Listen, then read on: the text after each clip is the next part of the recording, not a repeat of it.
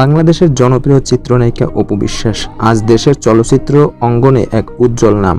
কিন্তু তিনি কিভাবে সিনেমায় এলেন? শৈশব থেকেই নাচ ও অভিনয়ের প্রতি আগ্রহী ছিলেন অপু। তিনি বগুড়ায় জন্মগ্রহণ করেন এবং স্থানীয় পর্যায়ে নাচের মঞ্চে অংশ নিতেন নিয়মিত।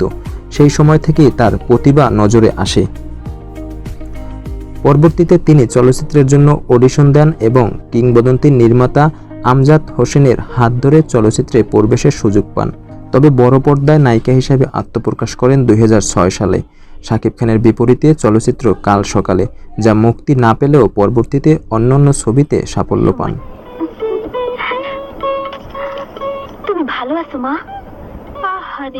আসল আলোচনায় আসেন 2006 সালের কোটি টাকার কাবিন ছবির মাধ্যমে শাকিব অপু জুটির প্রথম ছবিটি ব্লকবাস্টার হিট হয়, আর সেখান থেকেই শুরু হয় এক দশকেরও বেশি সময়ের সাফল্যের গল্প।